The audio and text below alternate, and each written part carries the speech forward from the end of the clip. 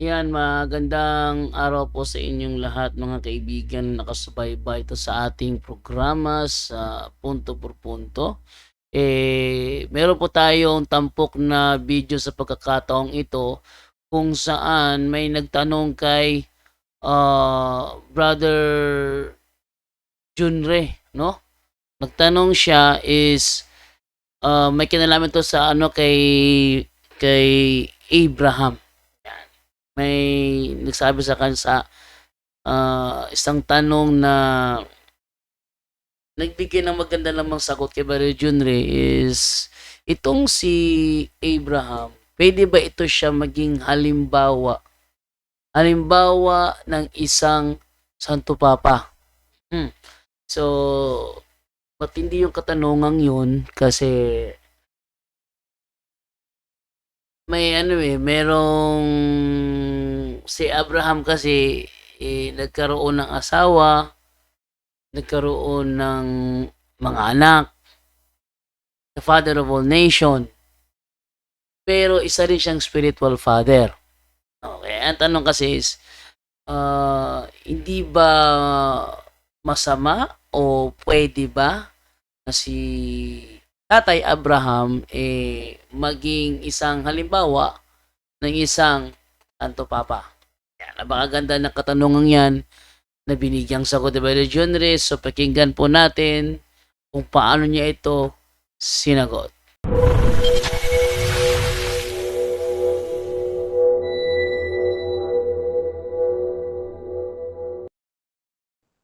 Okay, ito naman tayo. Next tanong naman is for Brother Junre. Sabi dito, pwede bang maging halimbawa si Abraham bilang isang Santo Papa? O Junre? Well, wait lang mo dyan. Wait lang Is ano yung tanong, bro? Pwede ba daw maging halimbawa si Abraham bilang isang Santo Papa?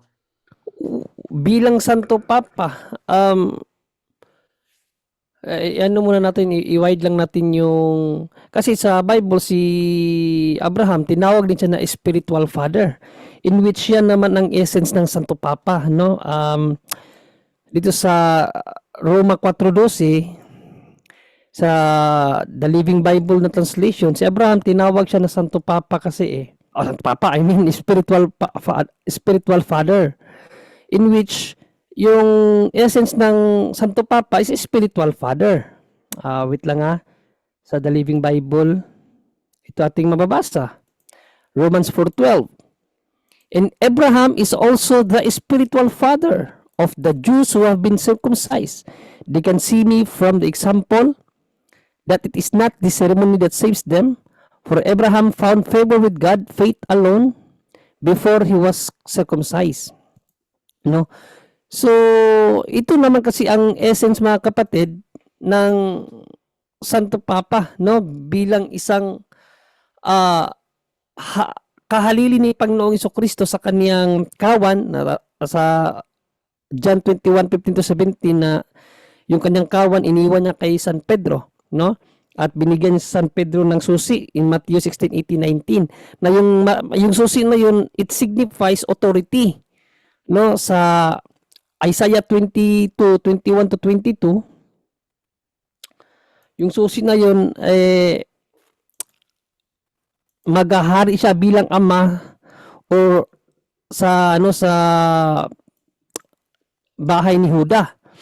He shall have your uniform and title and authority, and he will be a father to the people of Jerusalem and all Judah. Sino ba itong tao na ito na maging ama, no, sa people of Jerusalem? Sino ba yan? I will give him responsibility over all my people, whatever he says.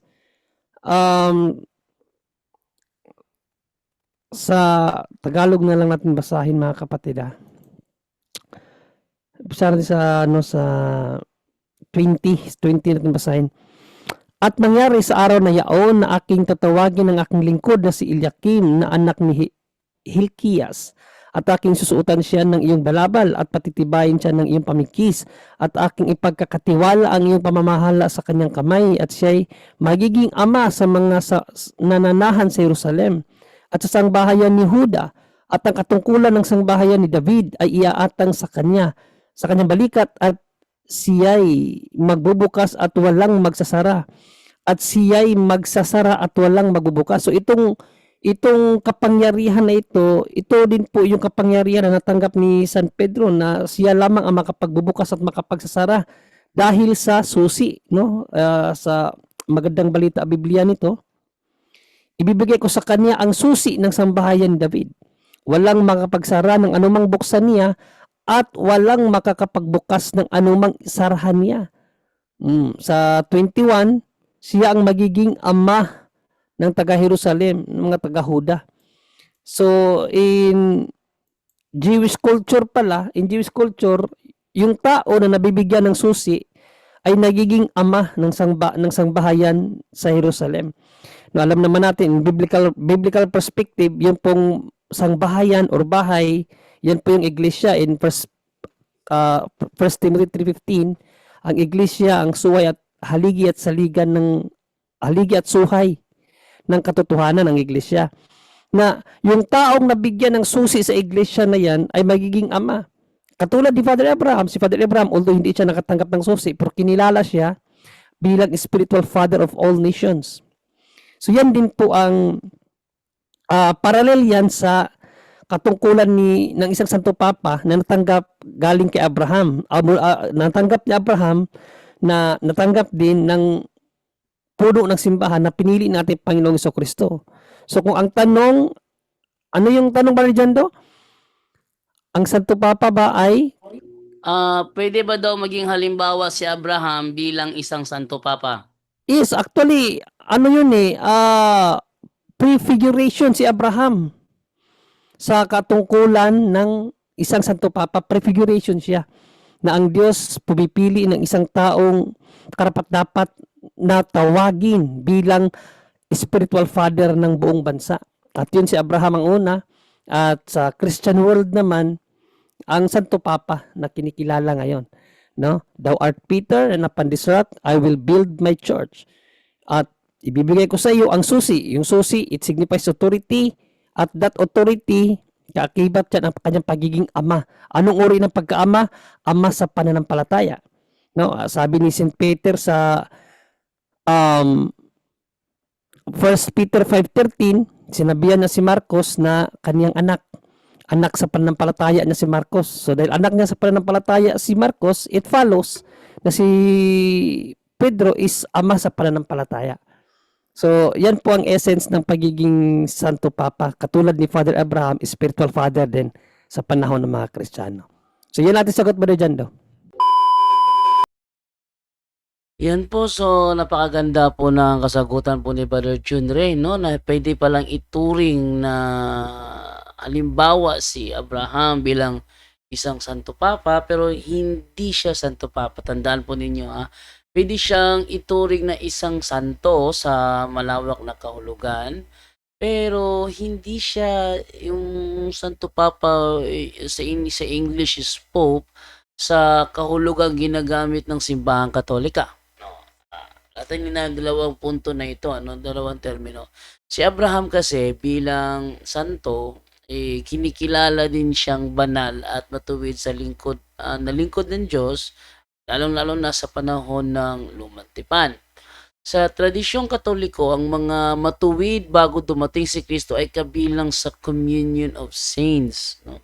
Communion of Saints. Tinatawag din siyang ama ng mga sumasampalataya. Kung ating babasahin yan sa Roma 4, tinatawag din siyang kaibigan ng Diyos. Kung ating babasahin yan sa Santiago 2:23, ating muna silipin na. Sa Santiago 2:23, ganito ang ating mababasa. Ating munang buklatin ito. Sabi dito, natupad ang sinasabi ng kasulatan. Sumampalataya si Abraham sa Diyos at dahil dito tinuring siyang matuwid tinawag pa nga siyang kaibigan ng Diyos. Yan. So, dito si Abraham dito tinawag siya kaibigan ng Diyos. Kaya sa diwang ito, maaari siyang tawaging isang banal. Santo. Dahil siya ay nasa kaluwalhatian ng Diyos. Pero, hindi siya pwede tawaging Pope. Pope. O sabihin yung Papa na, Papa na father o daddy, pwede kasi naging ama siya ng lahat ng bansa. Pero yung Papa na referring sa Pope, hindi pwedeng itukoy sa kanya kasi yung when you say kasi Pope kasi, ito ay tumutukoy sa Bishop of Rome. The Bishop of Rome. As the successor of the Apostle Peter. Kaya ang pagkapapa, ito ay nakaugat sa Bagong Tipan, New Testament, nakabatay sa ministry ni Apostle Peter at may kaugnayan sa pagkakatatag ng iglesia ni Kristo. Hindi yung kay Manalo Walang kinalaman yung kay Manalo. Yun lang tatag ni Kristo. So si Abraham ay siya ay nabuhay noong ng mga 2 taon bago si Kristo. So hindi siya bahagi ng ministeryong apostoliko. Maliwanag po yan. Dahil siya ay nabuhay ng 2,000 years ago before Christ, therefore hindi siya bahagi ng apostolic ministry. Hindi rin siya naging obispo sa Roma at hindi rin siya naging kahalili ni Pedro. Sa madaling salita, si Abraham ay isang banal na tao. Sa malawak na kahulugan ng salitang banal, si Apostle Peter na yun noon. Si Abraham ay isang banal. Pero hindi siya maaaring maging Santo Papa sapagkat ang pagkapapa ay isang natatanging tungkulin sa loob ng New Testament sa istruktura ng iglesyang itinatag ng ating Panginoong Kristo. Napakaganda ng katanungan kaya atin lang po binigyan ng pansin at review sa pagkakataong ito. Abangan po ninyo ang mga upcoming episodes po dito sa Punto por Punto sapagkat malamang is meron na tayong mga review sa mga episodes na mangyayari. Maraming salamat po at kita-kits po tayo ulit mamaya saglit kasi by oras-oras itong ating episode sa Punto por Punto. Maraming salamat po and bye-bye.